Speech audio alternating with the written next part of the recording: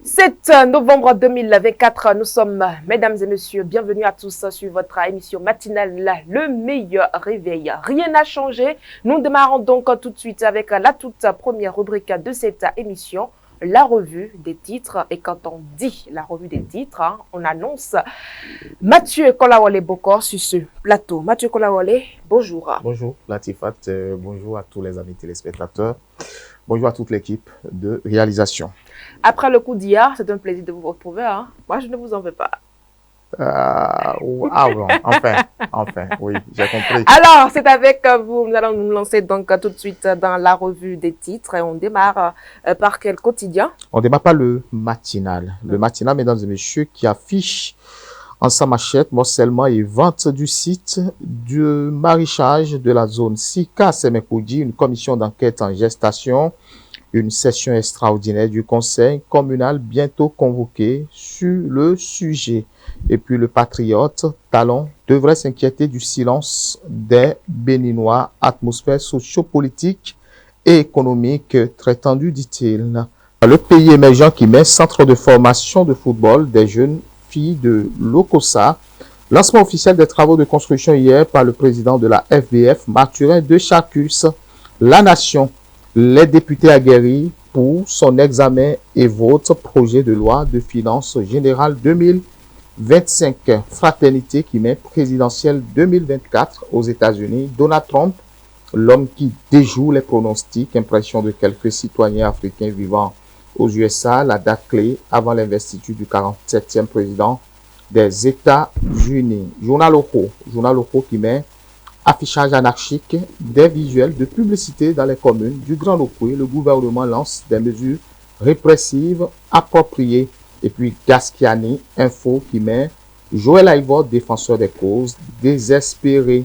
Matin libre qui met gouvernance sous la rupture, comme si tout était imposé aux Béninois. La boussole sortie de l'ancien président de la Cour constitutionnelle sur l'affaire tentative de coup d'État.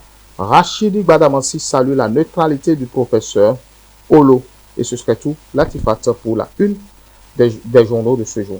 Merci à vous, Mathieu Kolawole-Bokor. Nous enchaînons tout de suite avec la présentation de l'actualité de ce matin. Le président de l'Assemblée nationale présente son rapport d'activité d'avril à septembre ce jour. Oui, un rapport présenté d'avril à septembre ce jour. Et vous le dites si bien, c'est conformément aux dispositions de l'article 21 du règlement intérieur de l'Assemblée nationale du Bénin. Le président de l'institution, Louis Blavono, présentera ce jour, ce jeudi 7 novembre 2024, son rapport d'activité pour la période allant du 1er avril au 30 septembre 2024. Il s'agit d'un rapport qui détaillera les activités menées au sein interne, au plan interne du Parlement, en compte la production législative et le contrôle de l'action gouvernementale, celle menée au plan externe et les activités au cabinet du président du Parlement. Ce sera le 4e rapport d'activité que le président Louis Blavono présentera au cours de cette législature, les 3 derniers ayant eu l'approbation déjà, vous le savez aussi, de la majorité des membres de l'institution. Alors, nous allons à la découverte de la manchette de Matin Libre. Gouvernance sur la rupture, comme si tout était imposé aux Béninois. Tout était imposé aux Béninois, affiche Matin Libre à sa une. Vous savez pourquoi Matin Libre dit? Il dit, selon le quotidien, que des réformes ou décisions qui paraissent même les plus élémentaires semblent toujours loin de recevoir l'adhésion des populations principales cibles des réformes et initiatives. Depuis l'avènement de la rupture, dit Matin Libre, le consensus semble, selon certains observateurs, ne point constituer le socle des décisions engageant la vie des Béninois. Et pour les Béninois, des remous et contestations souvent observées laisseraient croire à une approche selon laquelle tout serait imposé aux populations, et même les quelques voix qui se lèvent ou qui se veulent critiques semblent également persuadées que les critiques portées ne pourrait influencer la position des gouvernants actuels. Si le vacarme autour du nouveau code électoral se veut une illustration parfaite, il n'est pas exclu que certains estiment aussi que l'adoption de la dite loi électorale émane de l'Assemblée nationale représentative de la population béninoise. Il serait toutefois important de rappeler Latifat combien la composition du Parlement majoritairement de la mouvance politique suscite diverses interprétations dans l'opinion. La seule évidence, mesdames et messieurs, reste la levée de boucliers observée contre l'adoption de la dite loi électorale, mais surtout l'indifférence face aux cris et à l'aide quant à la menace que constitue le nouveau code électoral, notamment pour les prochaines élections générales de 2026. Paraît donc évident qu'au-delà des réformes, il y a aussi un sentiment des populations dont semblent ne pas se préoccuper les gouvernants actuels. Et selon plusieurs observateurs, il se passe que beaucoup perçoivent les réformes, initiatives du gouvernement ou de la rupture, comme si tout leur est imposé sans requérir au préalable ou encore prendre en compte leurs préoccupations et suggestions. À l'international, nous parlons de la victoire de Donald Trump.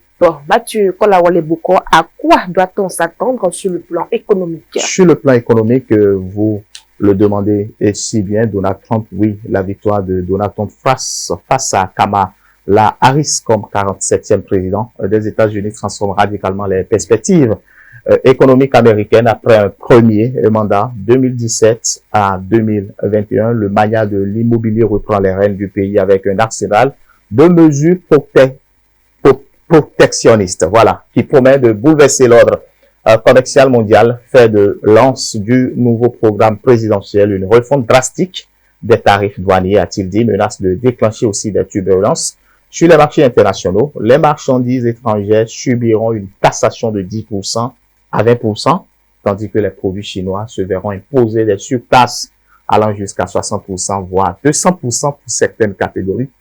Et si Trump défend cette stratégie comme un remède au déficit commercial et une alternative aux impôts traditionnels, les analyses de la Task Foundation Point des répercussions alarmantes, 884 000 emplois menacés, la TIFAT, attention, un recul du PIB de 0,8% et une charge fiscale supplémentaire de 524 milliards de dollars annuels pour les contribuables américains. Au-delà des chiffres, cette politique agressive risque d'enflammer les tensions avec la Chine déjà exacerbée par la guerre des véhicules électriques.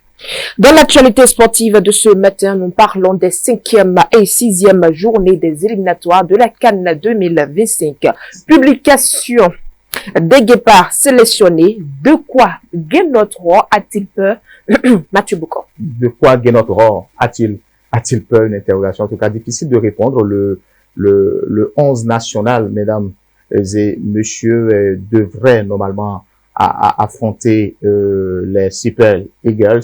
Ils seront nationaux sous le charbon du 14 au 18 prochain. Les Guépards livreront les dernières rencontres pour le compte des éliminatoires CAN 2025, les 14 et 18 novembre 2024 respectivement contre les Super Eagles et la Libye, les Chevaliers de la Méditerranée et de la Libye, alors que les deux adversaires du Bénin dans des 5e et 6e journées des éliminatoires CAN 2025 que sont le Nigeria et la Libye ont déjà publié la liste de leurs joueurs convoqués pour ces oppositions. Le suspense reste entier autour de la liste de Guénotre.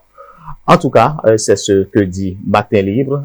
Car quand la publication véritablement, nous allons en débattre justement dans le forum de discussion. Et oui, le forum de discussion, mesdames et messieurs, c'est tout juste après cette virgule.